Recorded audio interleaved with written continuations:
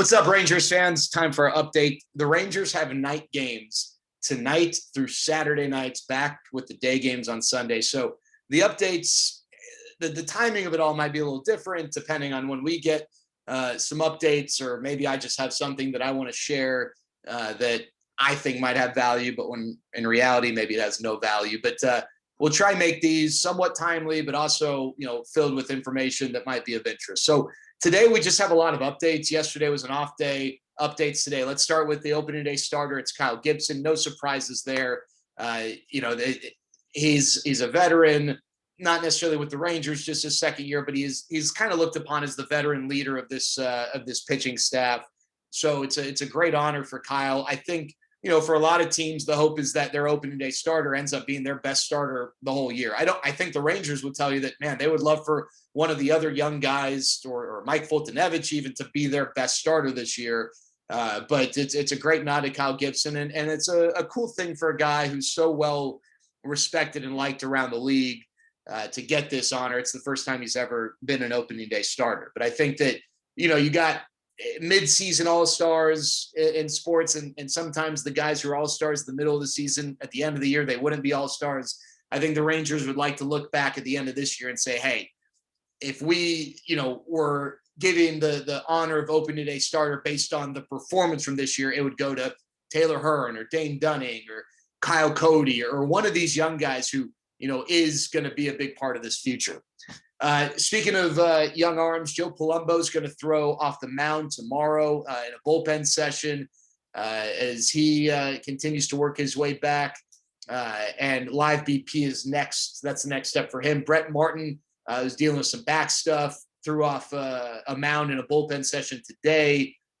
Live BP is also the next step for him. Still no word on whether he'll be ready for opening day or not.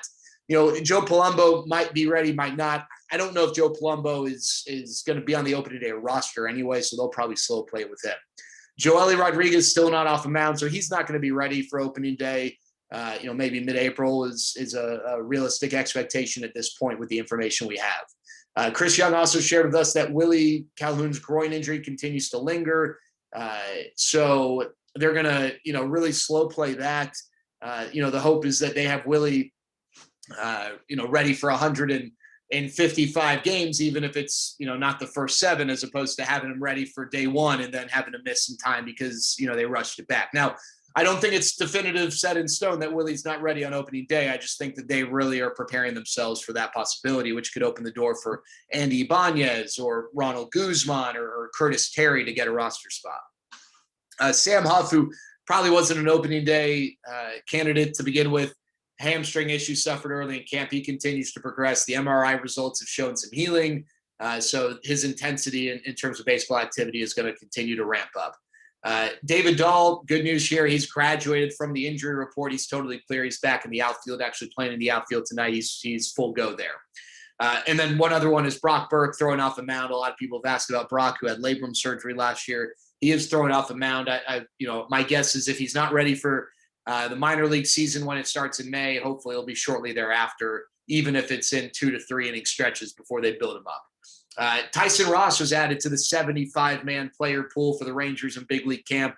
I don't think he's legitimately competing for an opening day roster spot. I think he's a little bit behind, but he is someone who we might see in a Cactus League game before the Cactus League season is up, and could be a depth option in AAA for the Rangers, their alternate campsites. Not positive his contract status, whether he has an opt-out or not. And you might not have even remembered that the Rangers a few weeks ago added Tyson Ross to the organization, or added him back. One thing I asked Chris Woodward about, stolen bases. So since Chris Woodward took over as the Rangers manager, the Rangers have led the league in stolen bases. In his 2 years, they've had more stolen bases than anyone else in baseball. And I asked him whether that's going to be a big part of this year's team.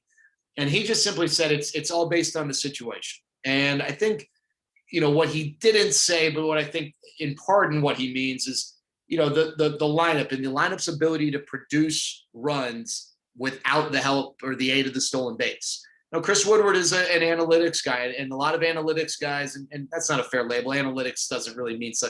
Chris Woodward is a very forward-thinking, progressive, kind of new age, modern thought type of guy. And a lot of people in that camp don't feel like the risk reward in a stolen base is worth it a lot of the time. But if you look at the Rangers lineup the last few years, they've needed help. They've needed to create offense. They haven't had that big bopper Rangers lineup that we've become accustomed to. They've needed help creating and generating offense, and stolen bases have been one way to go about it. So it'll be interesting to see how much that plays a role. Stolen bases or not, this is a team that if they're going to maximize their opportunities offensively, just being a good base running team, taking the extra base when the opportunity presents itself is going to be a big part of that. Rangers and Giants tonight, maybe they're in action depending on when you're consuming this video. We'll continue to monitor some of these position battles. Center field, if you still think that's a battle between Eli White and Leody Taveras. First base, Ronald Guzman, Nate Lowe. It's worth monitoring that third base situation, even though it seems like Rougned Odor is going to be this team's third baseman. It's still worth following there. And then, one guy to mention here, Chris Davis. He's got to earn his way onto this roster. And so far his performance has not pointed in that direction, but he's got a big contract number attached to him. And so I think the Rangers would love to keep him on the roster, and at least give him a shot when the lights are on to see if the bat plays. But it's time to follow, because perhaps he's not here on opening day if the production does not improve. There you go. That's our Rangers update for today. We'll talk to you.